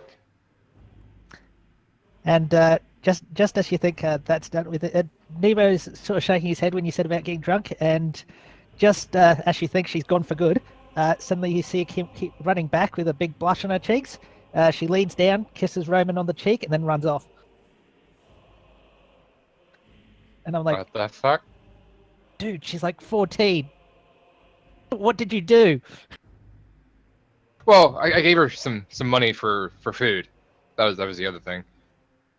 But okay. Yeah, no, that was not teenage crushes. Gay. Hetero. Yeah, hetero. Which is the gay of our group. Anyway, you like the new duds? They do Yeah, look I very saw your old impressive. ones. Oh They're just yeah, kind of where'd I put sitting at that? the bar. Yeah, that was a little ominous. Oh, sorry about that. I had a visit from somebody who, well, it wasn't so much an option of joining as it was join because we think you're scary as feck, which, after the demon incident, I might have to agree with. You did have Turns us out- worried there for a second with your pile. Well, I've been thinking about the future recently, and it looks like I'm joining the Emerald Enclave. Well, past tense did. We'd be pleased to have you. Yeah, we'll see about that. We're gonna go up to the Um, bar and request my barrel of Bugsman. I was Yeah. also discussing with him a concern I had over a new condition I seem to have developed. And I take off my mask and lower my hood. You might have not noticed this earlier, and as I remove my hand, you see a blue feather sticking out the top of my head. No matter which form I take, for some reason, after I was polymorphed, well, let's say you will always be with me. And as you're both like laughing, both of the Emerald Enclave members, you're just watching Bugman laugh in the corner. Spring Wardens, you're all so cute. As he just lifts his mug, and at the base of the mug, you see the Emerald Enclave symbol, but like this like symbol of snow and ice surrounding it, which indicates that he's a Winter Stalker. Nice. Essentially, he is one tier below the Master of the Wild. Nice. Huh. I almost want to call him Whiteheart, but there we go. You wouldn't be far off. Yeah, because the Emerald Enclave symbol is Yeah, stag. no, There it's we go. fucking badass. It's badass. He's badass. We prove. So, you all, maybe except Kirok, enjoy Bugmans. Yeah, but Kirok, I have to what you call notice- Kirok over and introduce her to the blue feather situation. Yeah, you will Yeah. need to actually point that out to her because she's been totally silent since you left that chamber and just sort of like staring at nothing. She hasn't actually noticed anything that happened in the last sort of 10 minutes. Duran doesn't drink, so he's just having water or something. Zero Durin, isn't drinking either. you're essentially smelling the equivalent of a fine French wine of dwarves. Ooh. This is Bugmans. To give you an idea, you've heard of legends of Bugmans that it'll do one of two things to you. You'll either receive the heartiness of the greatest of feasts heroes could have, or you'll be knocked on your ass and exhausted for a day. But you'll appreciate it because it's Bugman's. Hmm. I might have a glass. One glass. One Duran glass. doesn't drink. Make a to get- Constitution saving throw. Okay. Because Duran doesn't drink to get drunk, so I'm gonna have one glass. Glory neither. You'll have one Strong mug. stuff. One is all As I hand him a mug. Did you say con? One is all any of us have ever had. Constitution saving throw with advantage because you're a dwarf. Okay. Yeah. Okay. Roll 2d10.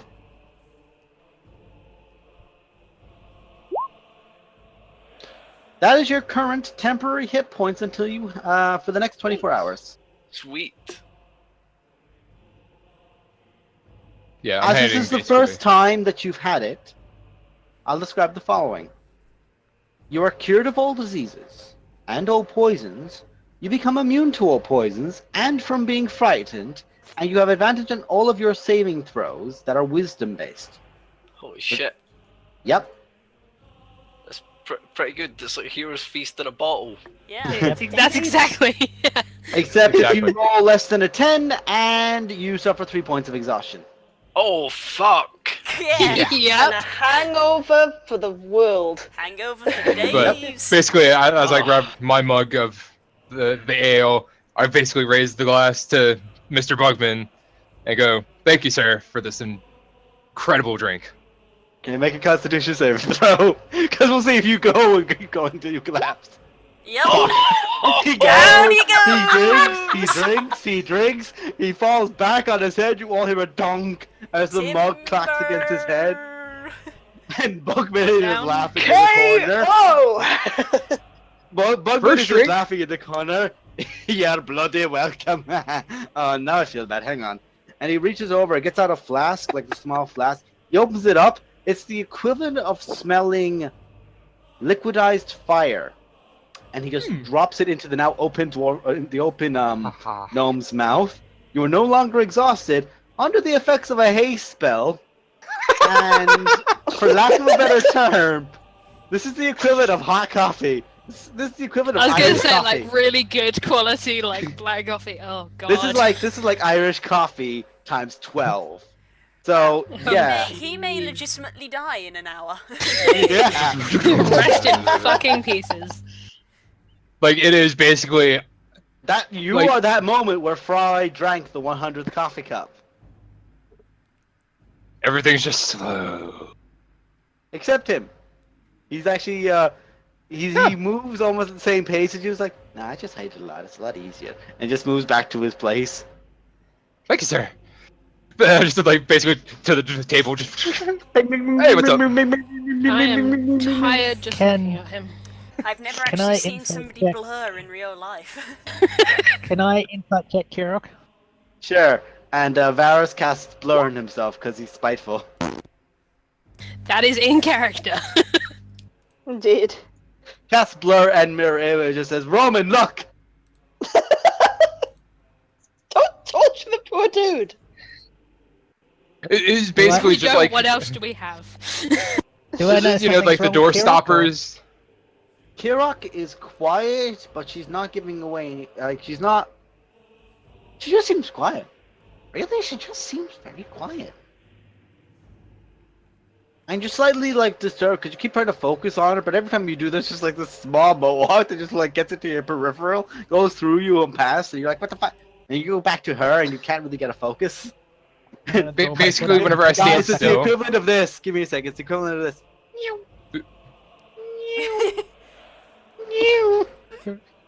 I move, and basically anyone who doesn't see Tiny Chat is essentially me just moving my dwarf Slayer figurine across the screen with basically anytime I stand still, I'm. You know how you have those door stoppers that were like the springs, so whenever you hit it, it was just. No, I know exactly what's happening because it happened to me at Insomnia. I legitimately hadn't slept for several days. I'd had about 5 cans of Monster, and I went over to the game 2 stand, and Roxy said, "Are you okay? You appear to be vibrating." Yeah, it's literally Oh, just. God. I'm not allowed to drink Monster anymore. I won't tangent, but I've also stories about Monster and lack of sleep. Anyway, Zero. No, she doesn't. She doesn't seem. She just is just quiet. And to be fair, with the loudness that's going around you, it's hard for her. It's hard for her not to be quiet unless she's trying to match everyone else. You get me? Yep, I'm just gonna raise my hood back up and put my mask back on.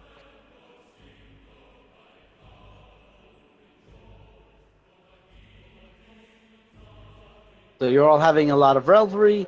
Roman, you are now under the effects of a slow spell for the next 10 minutes after your haste. It's like everything is hello. Roman, go to bed. I'm begging you. It's basically just gonna like when it switches over, it's basically gonna go. It's like that gif of, yeah, I'm not tired at all. 3:30 in the morning. Yay! Sun. Yeah. I feel that in my bones. Relatable. Someone put Roman to bed before he hurts himself. Barrett gets up, still has the blur effect on him, and brings him to bed. It's like when he wakes up, I'm gonna give him the worst fucking hangover. I'm gonna cast Shadow next to his ear. Wouldn't expect any less of you, Varys. That's just mean. That's cruel. As he takes him over to the bed area.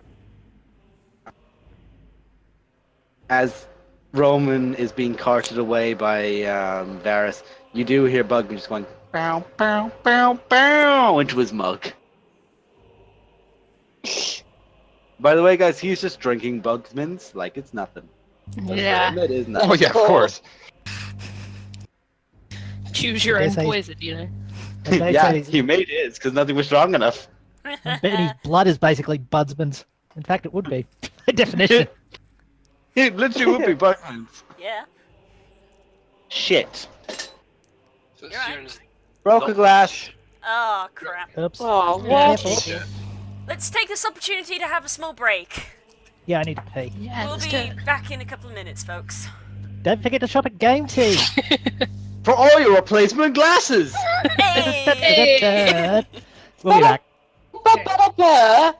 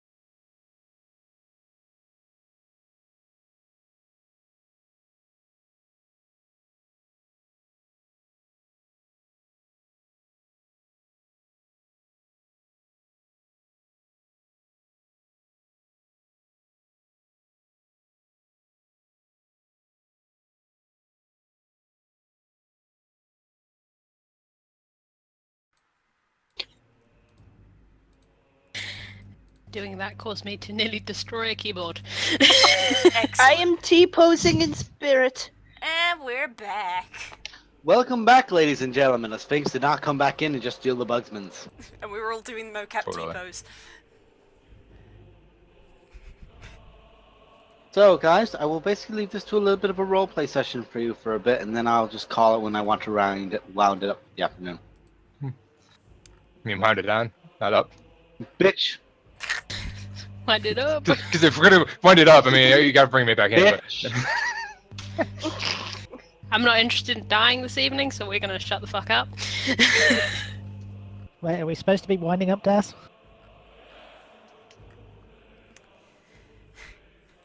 I would offer to start the roleplay, but Kirak is not in a talking mood. And I'm drunk. Well, Fine. not anymore. I'll do it for once. Yeah, make for himself once. Always making me feel- start the roleplays, girls.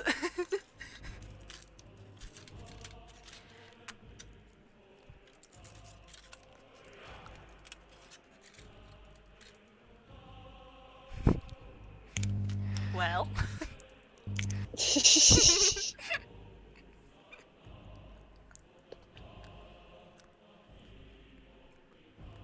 Well, Zero, we certainly haven't seen you for some time. It's been like 2 days. It's been Without closer to a that week. world? It's been closer to a week. 3 days Yes, to I get did. out. They spent 4 days in the city.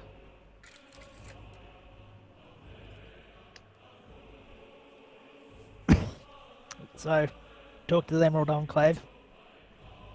Apparently, now I'm a master of the Underdark. Skill-wise, anyway. An appropriate title, I should think. Not a title, just... how to put this. In terms of Druid, there's nothing more I can learn from just the Underdark. I'm going to have to work on my understanding of all nature now if I want to improve.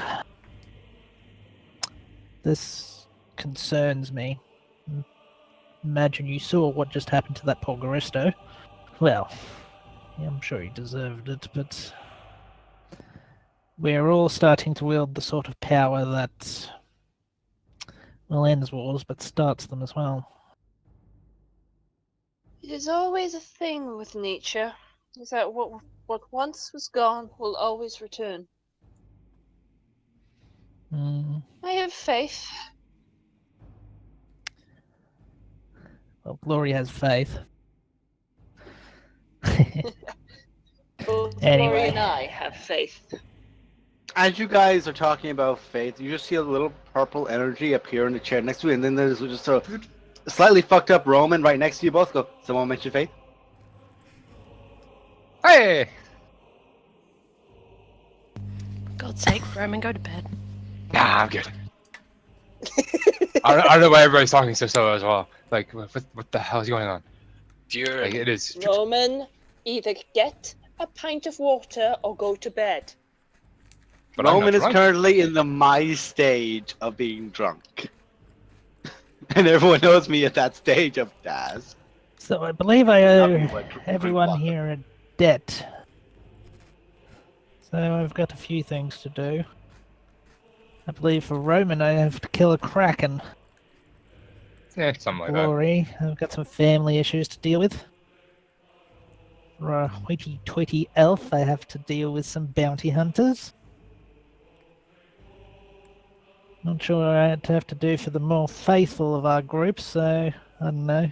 Do something for your gods, I imagine. I am looking for an artifact. Well, Bugman, by the way, has just like stopped drinking the moment you mentioned a Kraken, and there's just that little bit of beard on the side of his face as he's looking. Something big to show? You want to come? Gonna be Not fun. right now. You find one, be sure to send a word. But I'm Will not do. gonna follow you around as a free fucking. Oh, I didn't mean for you. No, not like that. No, like when we find one. Yeah, definitely. I'll give you a This call. braille spread is shit. Martha, what's up with the spread? Oh, it's one of the keep for you, love. Thanks.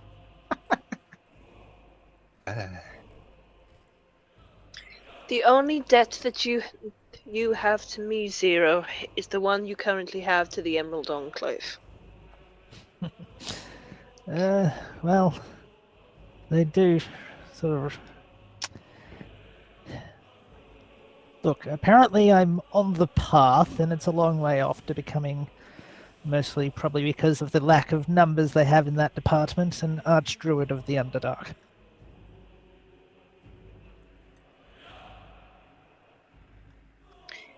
You are on the path, and you are further along it than you were. Yeah, well. It concerns me. These robes, they used to belong to another plague druid. More of a swamp variety, apparently. It's a nice gesture. They're not magical or anything, but they look pretty. But they But do. And they suit you. when I talk to him, it concerns me. Apparently, my predecessor saw something that I am starting to see now, and it's. I know us naturey types talk about the life energy and whatnot, but diseases, they're less gases and they're more life, thousands upon countless of miniature lives that they are much like the plagues of locust and the plagues of everything else. Disease is a disturbing power to control. I think I might have to refrain from it in the future. What is it that they say that power corrupts? It is more keeping it as much in balance as you can. It is understanding the power that you have and what danger lies in actually using it. I think it's something we all have to start being aware of. Power is growing Indeed. exponentially, it seems. Indeed. And you're realizing this when you look over, you can almost feel the power radiate from Kirok. Kirok's radiating? Not literally, but I mean, probably, to be honest. for Nemo, who Yeah, break it down. hasn't It's a nuke. I'm For a wild, Nemo, I'm a who wild has- magic sorcerer who is now 3 levels higher than everyone else. I may well be radiating Oh, slightly. yeah. not radiating, Yeah. but more of a radiance. It's just like And this feeling of energy around her. And I say this in a hushed tone, it's like, what happened down there? I'm glad it happened. But what I'm not glad about is that you made the oath in the first place that you can't necessarily keep. Glad you didn't, don't get me wrong, but going forward, if people like us, people with our sort of power, start making oaths they don't keep, even if it is for the best, well, are you familiar with the game of dominoes? You are talking to a paladin about oaths, Zero. I know I There's a am. certain level of irony to this.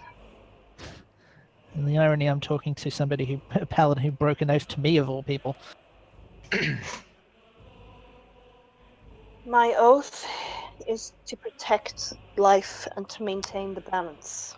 I know. I saw And a tilt in that balance, and I acted upon I'm not an oath blaming I you for made. what you did there. It's just we can't be making conflicting oaths.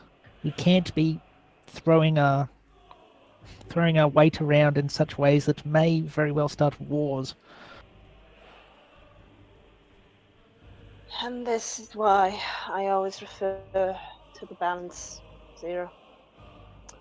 I think we just it need is to be like- careful on what we're focusing on.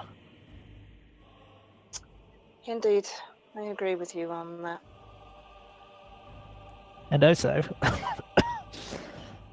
I expect you to be careful with what oaths you take and to be sure to keep them, because I do expect a marriage to be in our group one day.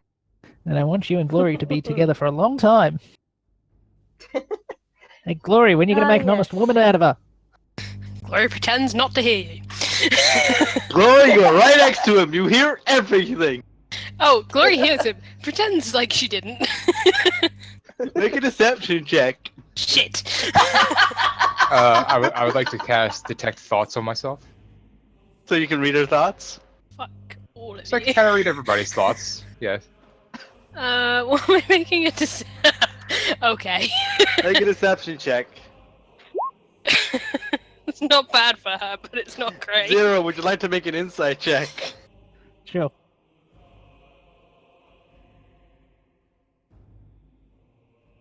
As soon as I find the right one. Nope. Nope. She genuinely looks like she's just focusing on this, like, vibrating gnome about 3 inches from her. That sat down in the next chair. It's Looks just this distressed. mohawk. You could just see this, like, mohawk from table height. You could just see he's not even sat down. He's just stood there, and you can just see the mohawk, like the tips of it, just vibrating. But yeah, no, I'm gonna use. Just like one of these cleaning brushes that you can get that vibrates. But yeah, no, I am gonna use the Detect Thoughts, and go for Kirox. Okay, what are the rules of detect thought? Okay, so Literally when making I notes. first just use it, I just learned the initial surface thoughts. And Of- that is without them knowing. Yeah, that's without them knowing. But then if I wish to probe deeper, It's a wisdom I- saving throw for them, and if they Either way- succeed it, they will know. Hey, or no, either way, they know I probe deeper into their mind. It doesn't matter if they succeed or if they fail. alright. So, Kirok, you could probably message him your thoughts, your most present thoughts. I'm just gonna lean forward a little drunk because Duran doesn't usually ever drink. He's probably got like really rosy cheeks right now. You see. And it is the hardest equivalent of just Yeah. saying you've had beer if you could have 2 Jaeger bombs and 3 shots of vodka put in it. Yeah. And I was gonna go, well, if there ever is a wedding, I'd love to officiate it. And then, like, face plant onto the table. I'd love to officiate. Is that Thane? Pretty much. You just grab your beard and you lift stuff up with it. Ah? I sort of whispered to Ash, it's like, it's probably worth mentioning that I've been working on teas that help with drunkenness, but A, it serves them damn right, and B, it would seem a waste of a Bugsman's fine brew. Forgive him. Good on him. From what I've seen of just looking at that liquid, I can only imagine the amount of work that went into it. It smells like a rosy apple. So, Neri, would you like to learn the surface thoughts first and then I make a save, or shall I just make a save straight away? He gets Yeah, the 'cause surface I'll- thoughts anyway. Okay. Yeah, I'll go ahead and do the save because I probably would probe deeper. Yeah, she has to make a saving throw. What's the DC? I don't know if that makes it or not.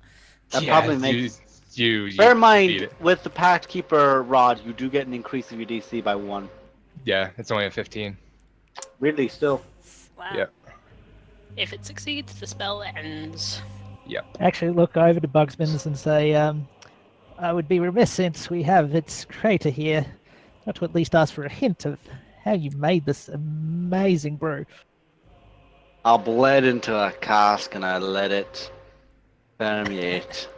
And he just keeps drinking, looking over at you as you know that's a bullshit answer. You know I'm giving you a bullshit answer. I'm clearly someone who's protecting the secret. Yeah, Zero basically says, just raises his cup of tea and says, I almost believe it. Ah, yes. And then under my I breath, I remember now. seriously never do that. That would be disease and bad. Remind me, Zero, there's someone who I might need you to talk with. And that is. A certain moon pig. Which one? We're the Moon Pigs, by the way. Bugsman, if anyone's asking. I heard it's a fucking hilarious name. I'm just picturing some poor bastard getting sent to the afterlife. And his god stands before him, You have died in battle this day. As he's clearly trying to rip off some like deep brooding. What? You have died in battle this day. What slew you? The moon peak slew me. The damn day because of a moon peak. He's getting fucking slated in the afterlife. I know, right? And if we're sorry, if we're going to be fighting demons and stuff, I say all the better. You gotta make a demon piss himself. Oh god, the mighty moon pigs are invading my stronghold.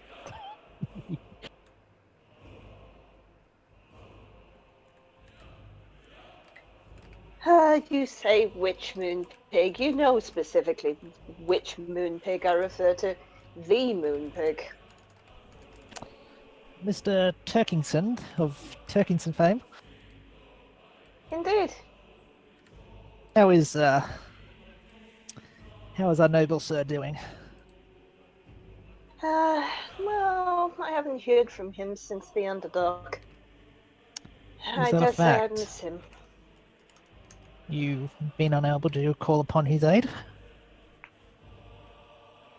I need to summon him again when we get back to somewhere where he can fit. He can fit in these corridors, by the way. Did you already send that to I've sent that Roman? to Erin. Okay, you're just giving I it was to just me letting because you you're know awesome. about it as well. Because that lets me make more angst, which is wonderful. Yay!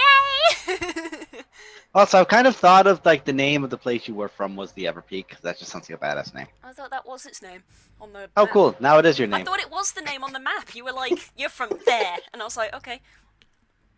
Shit. What?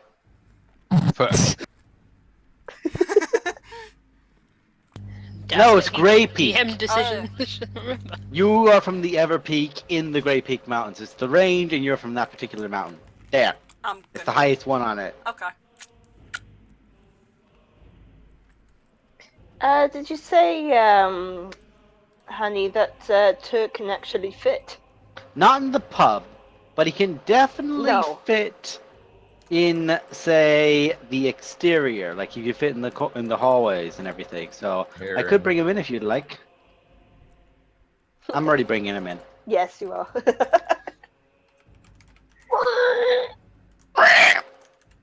You guys just all hear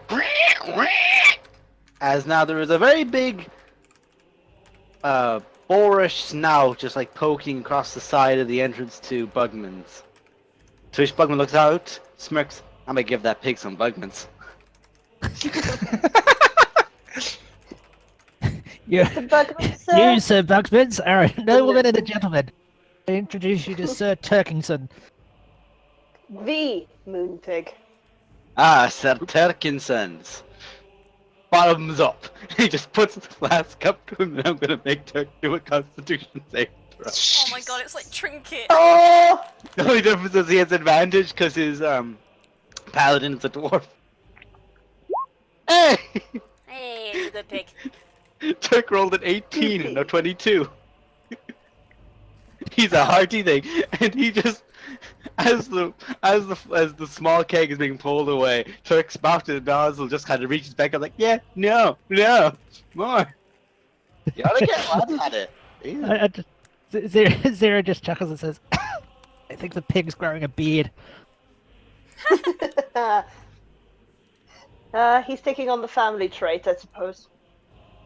And with that, as you all revel, have your merriness, have your quiet moments, we're going to call it there. Cool. Do-do-do-do-do-do. I'm a That's all, monster. Monster! Monster! I'm just picturing you so guys like glad still you face did. first into it. And it's going, I'm a monster. Yeah. Just like the flagging in the air. Monster. I still have some of the alcohol in my mouth. Monster. Monster. So thank you all so much for watching. We hope you enjoyed our first ever interaction of an Androsphinx. And the first of one of my many legendary items which I painstakingly crafted, some of which alongside Spook, who you know from Blood and Sand. He's given me some Yes. advice on some of them. I was aware that you did this. I didn't know what the results were, so that's cool that we've finally seen that. Probably like what, 3 months after? You do realize how hard it is for me to hold on to shit? I'm very proud I did. I'm very proud of you.